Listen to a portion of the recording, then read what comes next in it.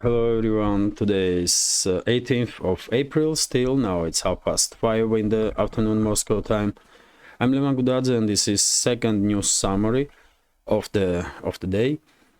And well, there is quite a number of news that I want to go through in this summary, and I will start with RT's report that Ukraine strikes hospital in Donbass, injuring 8 civilians. This information was confirmed by officials in the region, in the Donetsk People's Republic, including by Denis Pushilin, head of DPR. RIA Novosti is reporting that Ukrainian armed forces today once again targeted Zaporozhye nuclear power plant. Drone was neutralized. Ukrainian drone was neutralized over one of the buildings of the Zaporozhye nuclear power plant. Vzгляд newspaper is reporting that Ukrainian armed forces lost their positions and retreated in Ocheretino and Novokalinovo areas. This is northern flank of Avdiivka sector of the front line. TASS news agency is reporting that Russian armed forces during the previous 24 hours destroyed the headquarters of the Sever group of forces and also 2 S-300 air defense systems. Significant losses on part of Kiev regime. RIA Novosti is reporting that according to reports in the Business Insider, Ukrainian defense lines will collapse in the zone of special military operation due to increased Russian pressure and lack of manpower, munition, and weapons supplies, and also due to morale issues in a number of units of Ukrainian forces. And this information is based on expert of RAND think tank, that is one of the influential ones in the US, as far as I know. Of course, dear friends, all the details about every single news that I'm reporting during news summaries will be in a news update on my Patreon page. In attempt to make videos on YouTube and Rumble as short as possible, I come up with this approach that I will have news summaries once or twice a day on both platforms, and all these topics I will discuss all these topics, and I will share more information on these topics during their update, main news update, I will say that way if I may, on my Patreon page. And if you are interested in more news from Russia, if you are interested on my personal take on certain developments, then please consider to subscribe to my Patreon page and join our community. Link is under this video in description box and in the pinned comment. And well, I will continue if I may. RT is reporting that Zelensky blames European Union for Russian advances. Shortage of Western arms supplies and unkept promises by EU members have allowed Russia to advance on the battlefield, Ukrainian President Vladimir Zelensky told senior European officials on Wednesday. So Zelensky has to blame someone, isn't it? And he cannot blame US. He cannot act hawkishly towards US because he will be taken care of quite fast by US Secret Services in that case. But it seems like he and his criminal associates feel free to act any way they want when it comes to European states, EU member states, and EU bureaucracy. That's what Zelensky is demonstrating, basically. And also his foreign minister, for example, Kuleba, who on daily basis now acts as a total crazy, blaming everybody and everything, and demanding from all NATO member states combine all weapons that they have and all money that they have also. Vzгляд newspaper is reporting that according to International Monetary Fund, Kiev regime will need in 2024 $42 billion in support, and Kristina Georgieva, head of International Monetary Fund is quite positive or optimistic that IMF and the Western backers of this Kyiv regime will manage to finance needs of Zelensky and his criminal gang. Vzglyad newspaper is reporting that according to this information, Kyiv regime since the beginning of this year already spent $4 billion on weapon systems. Well, they have no money for some pensions, some salaries to be paid there, and International Monetary Fund is quite openly stating that West will have to support Kyiv regime for more than 40 billion this year alone. But well, Kyiv regime still has some funds, I guess, also from the West to purchase some weapons, and they already spent in last several months, since the beginning of 2024, $4 billion US dollars. Interfax is reporting that in Bavaria, in Germany, two German nationals, two German citizens, have been arrested on the charges of espionage for Russia. Russian side, I believe Peskov, press spokesman of Russian president, was asked about this topic, and he refused to comment on this issue. He says that he don't have full knowledge of the situation and information to comment on it, but well, that's what all media outlets basically are reporting, that two German citizens have been detained for espionage, alleged espionage. RT is reporting that US call delayed Israeli response to Iran attack, Iran's retaliatory strike, according to media reports.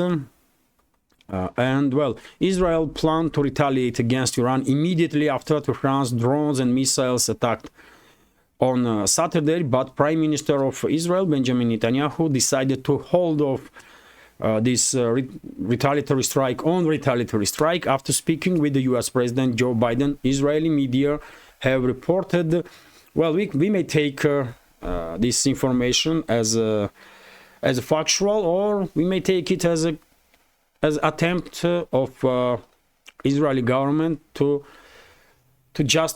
somehow play on the public, and to say that, you know what, we were ready to retaliate, but I mean, our major partner, US, and President of US asked us to, not to do this, and I mean that's why we did not retaliate. Probably this is the move in this case from Netanyahu's government. They probably are behind this type of publications. But whatever the case, many experts are expecting that one way or another, but Netanyahu's government will probably retaliate, not necessarily by direct strikes on Iran. Although today media outlets reported about statements from Iran that if Iran is attacked in case of aggression against Iran by Israel, Iranian armed forces, Iranian militaries will conduct strikes on nuclear facilities of Israel as a retaliation. Very serious statements. Second time we are hearing this type of statements from Iran. And dear friends, maybe you saw on my Telegram just about an hour, maybe a little longer, I posted this information, and this was also this information I see on RT, that Israeli nuclear power plant likely was damaged during the Iranian attack. This is somewhat surprising information, which is also based on local media in Israel. According to Israeli newspaper Ma'ariv, satellite images revealed damage on their Dimona nuclear reactor caused by the Iranian missile attack, contradicting earlier reports, which is contradicting, of course, earlier reports that all Iranian drones and missiles were neutralized and few passed through air defense systems and still did not cause any damage. Now we are receiving information which definitely needs to be checked to be sure that this is not some kind of mistake of this Israeli newspaper, Ma'ariv, but they are claiming that satellite images are clearly demonstrating that Israel's nuclear facility, nuclear facility in Dimona have been damaged. This is significant, of course. This is significant. This newspaper is also writing that, citing air defense researchers, that attacks repulsion rate was around 84% in reality, not 99%, as previously was claimed by the IDF spokesman. So seems like more Iranian drones and missiles get through air defense systems than earlier was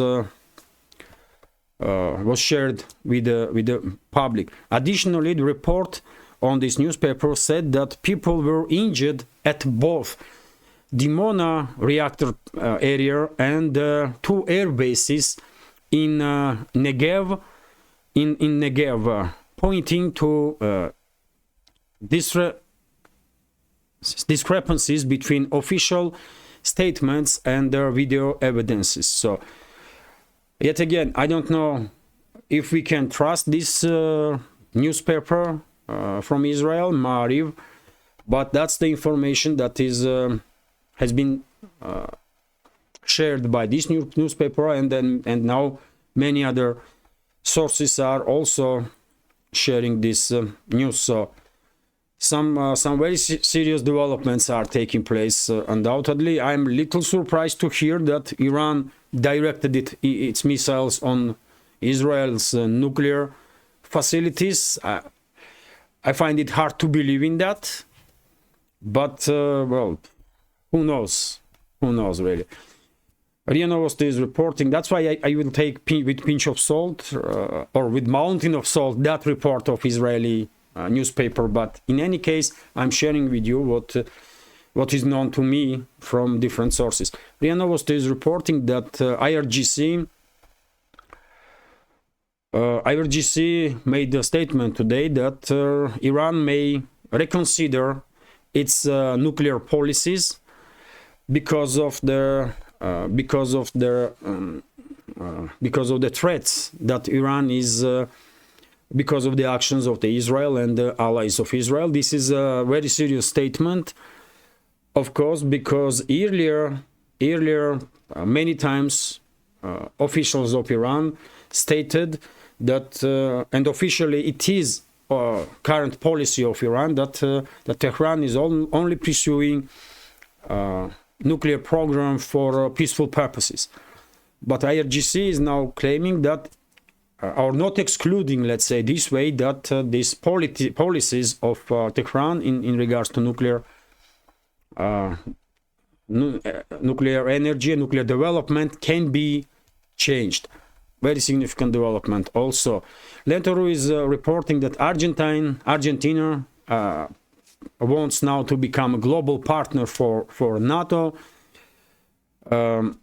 Okay, not really surprising. New president of Argentina, Milei, whatever his name is, wants to prove to Western ruling class that, I mean, he can be useful, and he wants to portray himself as a decent puppet or capable, not decent is a different word, but capable puppet of the West. And he's coming up now with this statement that he wants to become, or Argentina under his leadership wants to become a global partner of the NATO. Okay, good luck with that. If I remember correctly, Argentina still has some territorial issues with the United Kingdom over their Maldives Islands.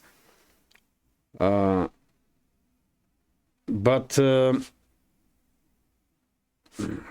who knows, man? Maybe Milei will no longer demand from United Kingdom those islands to be returned to Argentina. I remind you that during the Thatcher there was a war between short war between United Kingdom and Argentina for those islands, and formally formally both countries are now in territorial dispute with each other.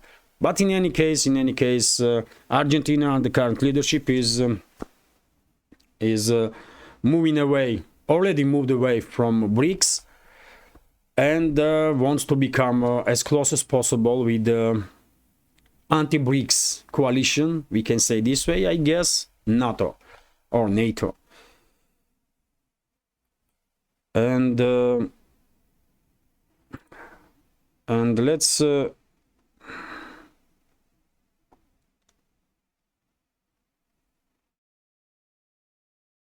know what, I want to check, by the way. It will take just a second.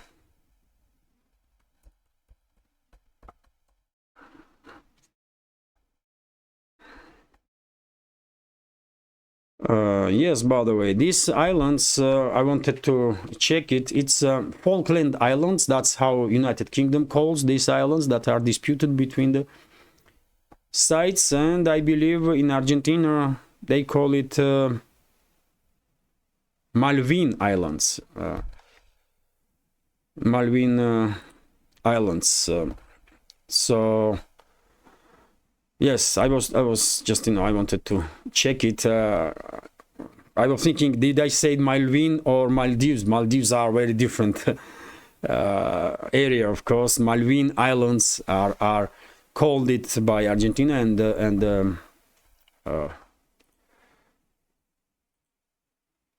and Falklands by United Kingdom. You cannot remember everything constantly. I mean, it's after all, we are just humans, not some supercomputers. But anyway, let's continue. So I shared with you information about Argentina, and now Colombia, by the way, that wants to move exactly the opposite way. So under current leadership, Colombia wants to become a member of the BRICS as fast as possible. And the statement about it was made by President of Argentina. Combined statement was made by President of Argentina, Luis Inacio Lula da Silva, and the leader of Colombia, Gustavo Petro, in Bogota, where President of Argentina was with visit. Bogota being capital of Colombia, of course. And well, this is quite interesting. I spoke about it in my previous news update on Patreon, and I shared my somewhat skeptical attitude towards fast enlargement of the BRICS. After all, we know what happened with Argentina, and Brazil was lobbying Argentina's bid to become a member of BRICS, and because of the respect of leadership of Brazil, BRICS member states agreed that this country, Argentina, with the increase immense issues with the economy, with the state institutions and so on, will become member of BRICS. And of course, BRICS member states knew that it will take billions and billions and years to stabilize Argentina. But they still agree on this basically demand from Brazil, or friendly suggestion, yeah, let's say this way. And now we know what happened with Argentina, and now Colombia wants to become a member of the BRICS, and yet again Brazil is lobbying and will lobby Argentina's bid, Colombia's bid. But I don't know, man. I don't know. Colombia definitely is in much better shape in terms of economy than Argentina, but still, maybe it's not really necessary to rush enlargement of the BRICS, and maybe there should be some concrete steps laid out for all countries that wants to become a member of the BRICS before they will actually join the organization. Maybe that's the best way to go forward. I don't know. But in any case, while Argentina is moving away from BRICS, another important and influential country in the Latin America, Colombia, wants to go exactly the opposite way. towards the BRIC and become eventually BRICS member state.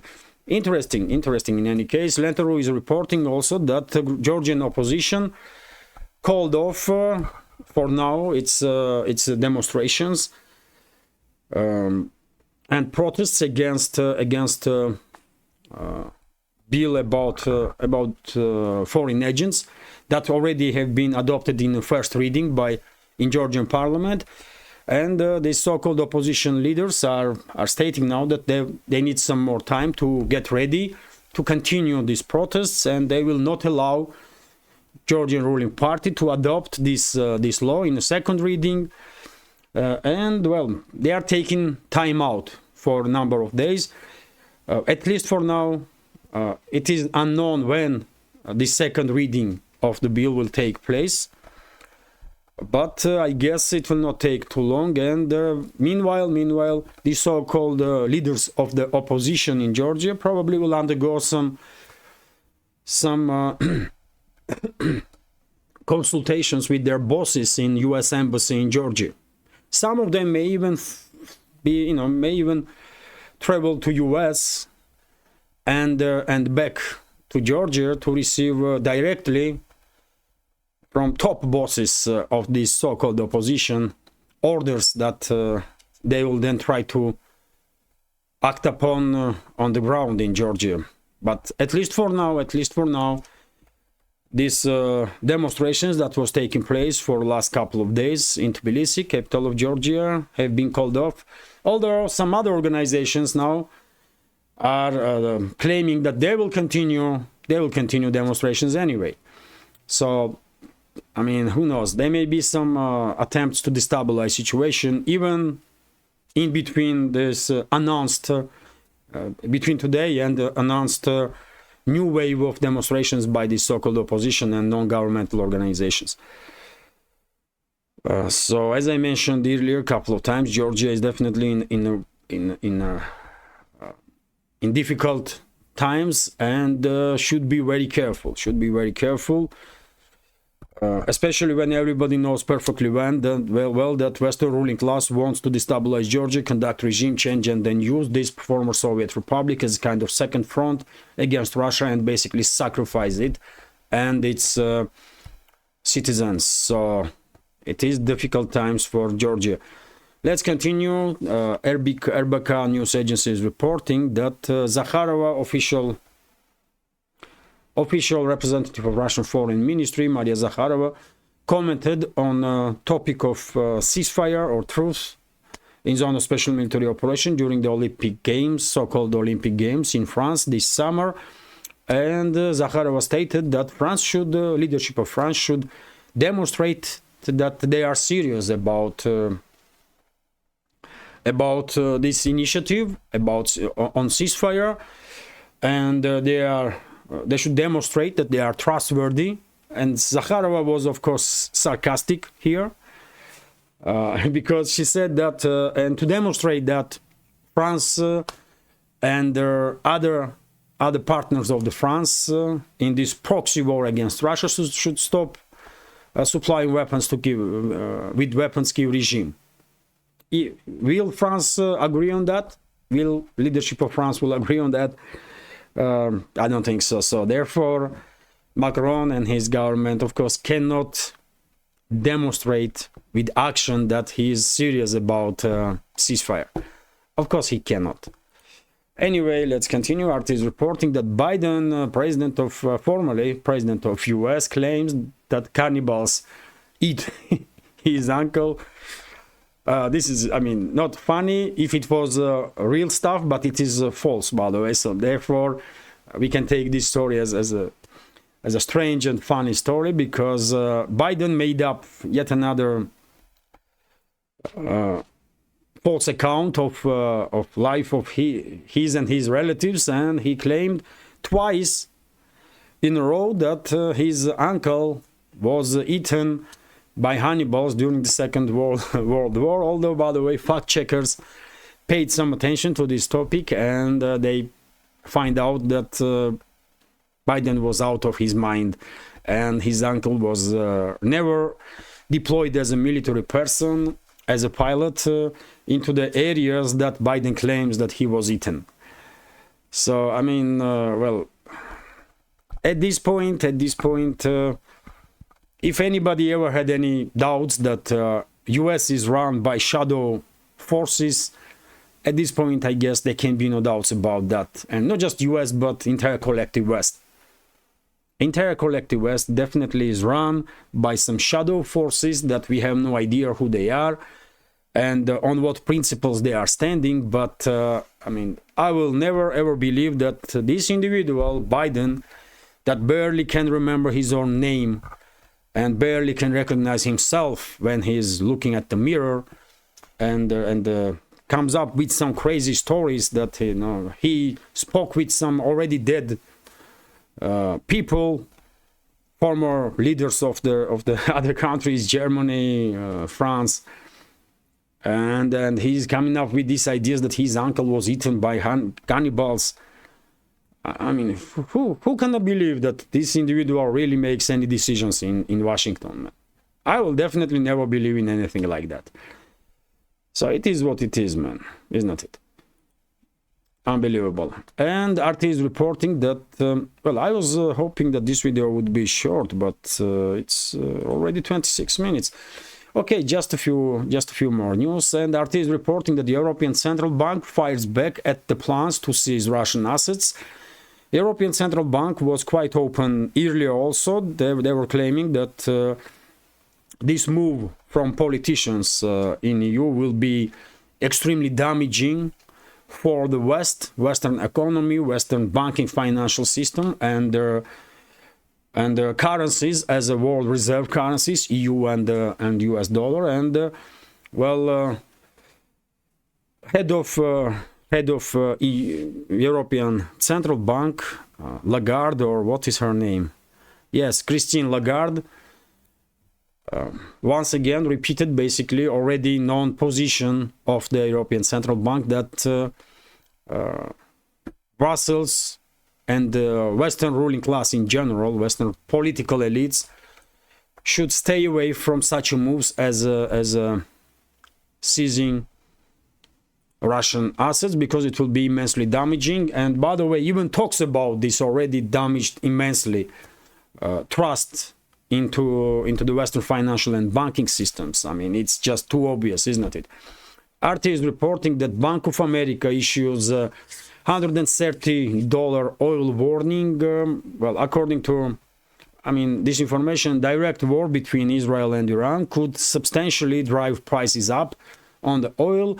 The bank has said in a note cited by their CNBC.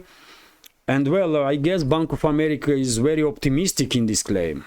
Very optimistic, because if a full-scale confrontation, if regional war will erupt in Middle East, I think oil will easily reach $200 a barrel. Easily. Maybe even more. Maybe even more. But let's hope there will be no regional war in the Middle East. Let's hope on that. Lenteru is reporting, and I will end this update on this information, if I may, that, well, NASA wants to be on the moon before China. Before China, NASA wants to send its astronauts before China will send its taikonauts. In China, they call taikonauts, by the way. In US, astronauts. In Russia, cosmonauts. And well, now we are, I guess, officially entering a space race between US and China. It was a space race during the Cold War between US and the Soviet Union, and now we are entering space race between China and US. Both countries have very ambitious plans. Both countries has all the necessary, or maybe not all, but almost all necessary technologies to reach moon in upcoming years. And let's see which will achieve success first. Although, by the way, it is quite unfortunate that head of NASA claims that US has to be first on moon, because China will most likely militarize moon if they will get to the Earth's satellite first. And this is quite unfortunate because we don't really have any indicators to think that way, that China is planning to militarize space and the moon and so on. If any country can be blamed on militarization of everything, is US. I mean, let's be real here. But yet again, this is propaganda. This is propaganda game. That's what NASA. That's a propaganda line that NASA and the US leadership probably will use to for domestic use, for to gain some support from society, because of course these programs will be very expensive, and they will probably push this narrative that we have to get to the moon first, because if China will get there, they will claim entire moon and they will militarize moon and they will do this and that and all that BS, by the way. In reality, I don't think Russia or China did anything since the beginning of the space programs to claim that Moscow or Beijing are militarizing space. While NASA, by the way, US leadership and the NASA, they had plans, by the way, even to blow up nuclear weapon on the moon. I mean, just check it, by the way. We might be surprised how crazy ideas were discussed in full seriousness in some decades ago among US militaries, political leadership, and the NASA, including explosion of the nukes. But anyway, I will end this video now. Hopefully you will find it interesting and informative, and well, quite short, 32 minutes, 33. So hopefully you will find it informative, interesting, and if so, please click that like button, leave some commentary just about any topic. This is the only way we can really influence algorithm, likes and comments. And if you think this channel is interesting, informative, useful, has some potential and deserves to exist in this field of news and political commentary, please consider to support my work with small donations through PayPal, Boosty. And when it comes to Boosty, just about an hour ago, 2 hours ago maybe, I received donation on Boosty. One member of our community commented that he wanted to test if donation will go through. It did came through, donation. Unfortunately, I cannot write back from the Boosty platform, so I will mention that now. Hopefully he will watch. And yes, I mean, you can support with small donations through PayPal, Boosty, or by subscribing to my Patreon, on which, by the way, I have regular news updates, and also some apolitical content also. And hopefully you will find it also interesting. All the links are under this video in the description box and in the pinned comment. Have a great day and take care. Bye for now.